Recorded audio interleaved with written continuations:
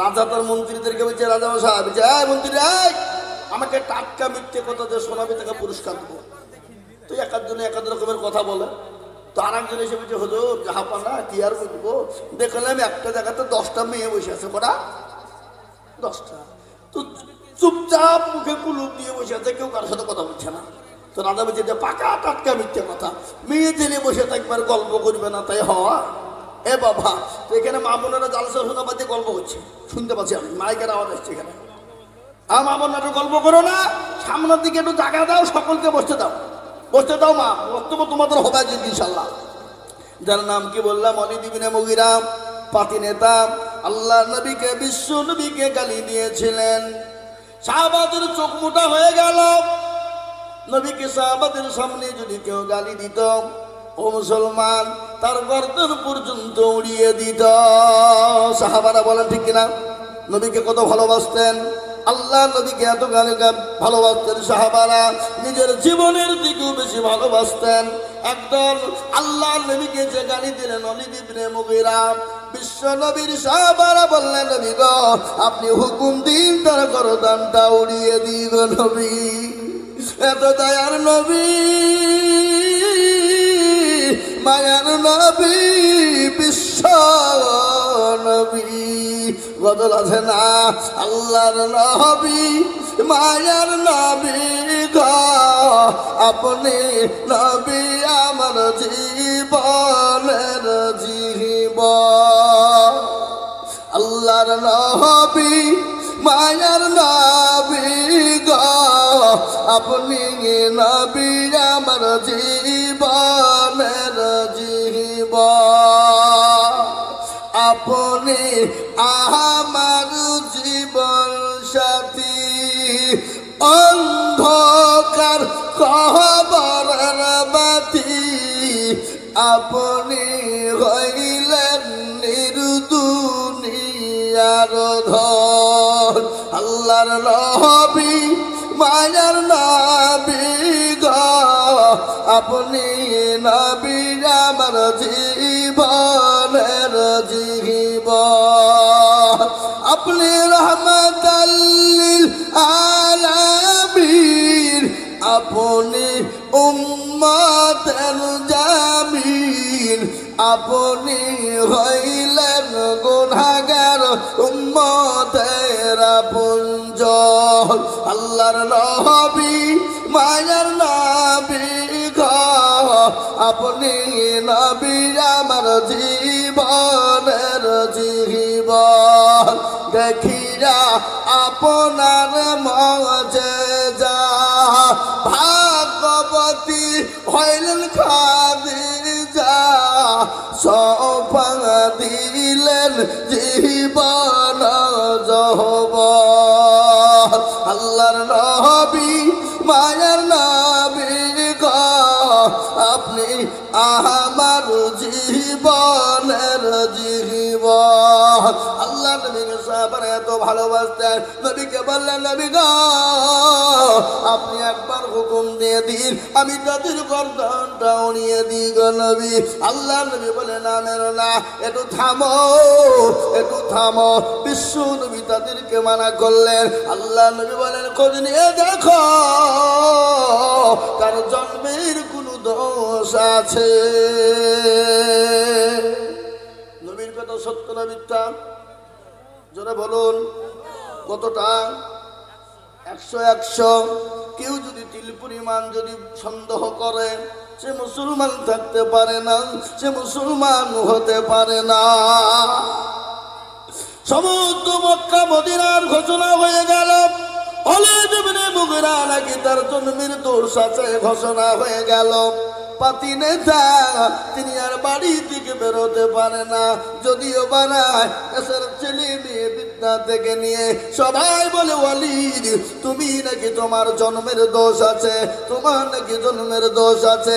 কানের ভিতরে তুলো দিয়ে বাড়ি থেকে বেরোয়, বাড়ির ভিতরে ঢুকে গেল। একদিন, দুদিন, 3 দিন চলে গেল। আল্লাহ নবীর কথা কিন্তু সত্য, কিন্তু তার মাকে ডাক দিয়ে বলে, মা গো আমি আজ একটা কথা জিজ্ঞাসা করবো গো মা। বলে, কেন বেটা কি জিজ্ঞাসা করবা? বলে, ওই আব্দুল্লাহ আব্দুল্লাহ, মুহাম্মদ ইবনে আব্দুল্লাহ মানুষটি কেমন? বলে বেটারে তিনি তো বড় ভালো মানুষ, তিনি তো বড় দয়ার মানুষ, তিনি তো নবী, তিনি আখেরি জামানার রাসূল, তিনি আখেরি জামানার নবী। কি ব্যাপার? বলে মা আমি একটা কথা জিজ্ঞাসা করব। মা তুমি কিছু মনে করবা না। বলে কি কথা জিজ্ঞাসা করবি বেটা? বলে মা গো আমার নাকি জন্মের দোষ আছে, তুমি একটু ভালো করে বলো। বলে কে বলেছে? বলে ওই মুহাম্মদ ইবনে আব্দুল্লাহ বলেছে। বলে মা তুমি সত্য কথাটা আজ আমাকে তুলে ধরো। মা বলে বেটারে মুহাম্মদ সাল্লাল্লাহু আলাইহি ওয়াসাল্লাম তিনি যে কথাটা বলেছে সত্য বলেছে, এতে মিথ্যার কোনো অবকাশ না। কিরকম? বলে বাবা আমি একদিন ঘরের ভিতরে বসা, তোর চাচা আসলো, ঝিমঝিম ঝিমঝিম করে পানি বর্ষণ হচ্ছিল। সেই সময় তোর চাচা আমার সঙ্গে জবরদস্তি মিলন করেছিল, তার জন্যে উরুজাতক সন্তান তুই হয়েছিলি। এই জন্যে নবী বলেছে যে তার জন্মের কোনো দোষ আছে। মুসলমান আমি তো আপনাদেরকে এটা বলার উদ্দেশ্য হলো আজকে যারা নবীকে গালি দেয়, আজকে নবীকে যারা গালি দিবে আমরা এক বিন্দু রক্ত থাকতে ছেড়ে দিব না। আমাকে গালি দাও মেনে নিব, আমার মা বাপকে গালি দাও মেনে নিব, আমাকে অত্যাচার করবো মেনে নিব, কিন্তু আমার নবীকে কেউ যদি কটু কথা বলে, আমার নবীকে কেউ যদি গালি দেয়, আমরা এক বিন্দু রক্ত থাকতে আমরা ছেড়ে দিব না। একবার হাতটা উঁচু করে বলুন ইনশাল্লাহ। অনেকে তুললেন না, তার মানে কি? ও মালগালা বুঝতে পেরেছে মৌলবি বেরুন একটা খাঁচা হবে রে, হাত তুলিসিনি। এ বাবা এরকম নিয়াত যদি হয় জেনে নিতে হবে তার ইমানের বড় গোলমাল, ইমান বড় দুর্বল, ইমান বড় দুর্বল, ইমান বড় গোলমাল। আমি আপনাদেরকে বলি হাত যারা তুলে দিল তারা ভাগ্যবান, তারা ভাগ্যবান, তাদের নসিব ভালো, তাদের মন ভালো, তাদের মন ভালো। আল্লাহ তাদের হেফাজত করবে, হেফাজত করবে। জানে মানে আল্লাহ তাদের উপর দিবে, আল্লাহ তাদের অবগণটল দূর করে দিবে, আল্লাহ তাদের বালা মুসিবতকে দূর করে দিবে। আল্লাহ তার রাসূলের জন্য যারা হাত উঠিয়ে দেয়, আজ আমি বলবো বাবা হাত তোলা মানে সে জিতে গেল, আর হাত যারা তুললো না তারা কিন্তু ঠকে গেল। তাই আমি আপনাদেরকে বলবো আপনি মনে করেন আল্লাহ মৌলবি দেখতে পাবে না, কিন্তু না রে বাবা না, যেটা কেউ দেখে না সেটা দেখে কে? যেটা কেউ জানে না সেটা জানে কে? যেটা কেউ বুঝে না সেটা বুঝে কে? সবাই বলে আমি ভালো, আমি জানি কি আমার মনের গোপন কবর জানে আল্লাহ জি। আলোতে আধারে নির্জনেতে কত কি করেছ তুমি সব জানে সে, তাহারি চোখেতে কেউ যাবে না পাখি আমি জানি কি। ও মুসলমান গো সকলের সঙ্গে চালাকি চলবে, আমার আল্লাহর সঙ্গে চালাকি চলবে না। তাই আমি আপনাদেরকে বলবো বাপ আজ গোটা পৃথিবী চাইছে কোরআন থবে না, আজ গোটা পৃথিবী চাইছে মুসলমান থবে না, আজ গোটা পৃথিবী চাইছে ইসলাম থবে না। কিন্তু আমি আপনাদেরকে বলবো ফেরাউন পারেনি, নমরুদ পারেনি, আবু জেহেল পারেনি, আবু লাহাব পারেনি, উতবা পারেনি, সাইবা পারেনি, মুগিরা পারেনি। এই যুগের বেঈমান তারাও হাজার চেষ্টা করলে কিয়ামত পর্যন্ত পারবে না। আর একবার হাত উঁচু করে আল্লাহকে দেখা, নামিয়ে দেন হাত, খুলুন কুরআন। আল্লাহ কুরআনে বললেন আল ইয়াউমা নাখতিমু আলা আফওয়াহিহিম ওয়া তুকাল্লিমুনা আইদিহিম ওয়া তাশহাদু আরজুলুহুম বিমা কানু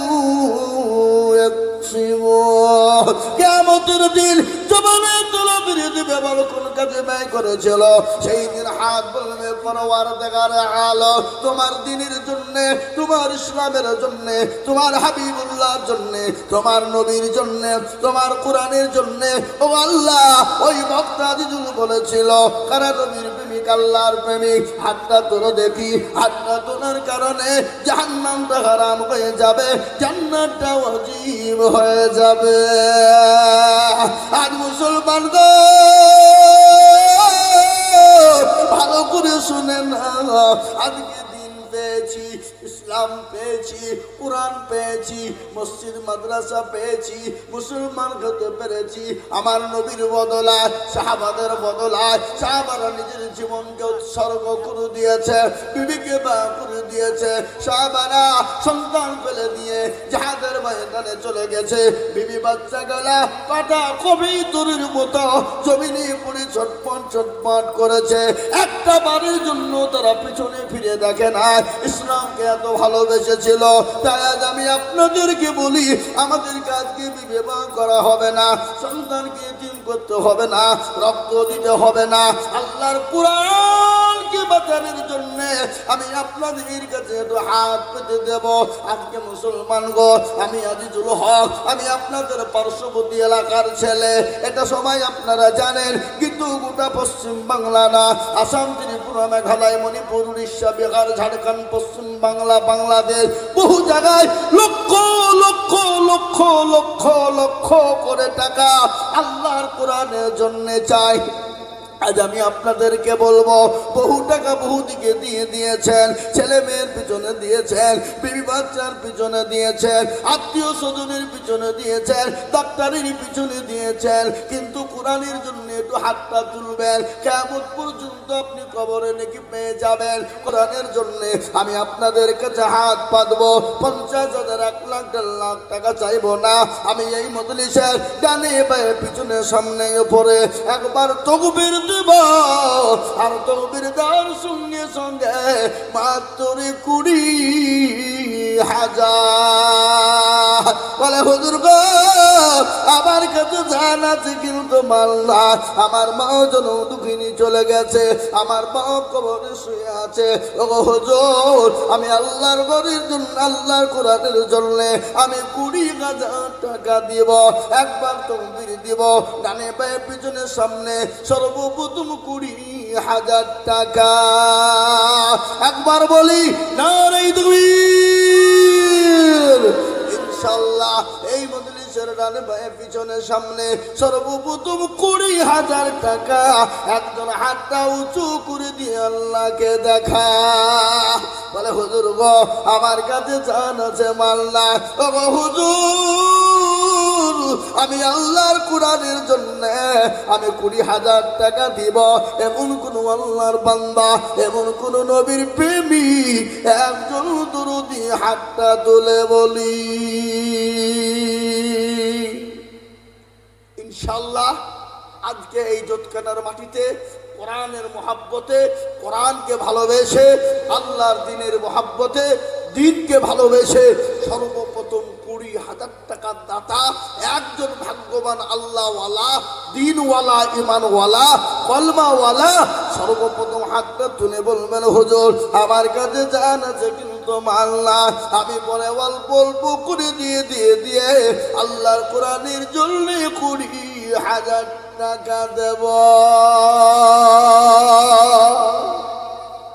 ইনশাআল্লাহ একজন দরদি নাই হাবাব সর্বপ্রথম এমন কোন ভাগ্যবান এমন কোন নবীর প্রেমিক এমন কোন দ্বীনের প্রেমিক এমন কোন ইসলামের প্রেমিক কোরআনের মহাব্বতে সর্বপ্রথম 20,000 টাকার দাতা হাতটা উঁচু করে দিয়ে বলবে হুজুর আমার কাছে জান আছে কিন্তু মাল নাই ওগো হুজুর আমি পরে অল্প অল্প করে দিয়ে দিয়ে দিয়ে আল্লাহর কোরআনের জন্য 20,000 টাকা দিব একজন দরদি একটু হাতটা উঁচু করে দিয়ে বলে ইনশাআল্লাহ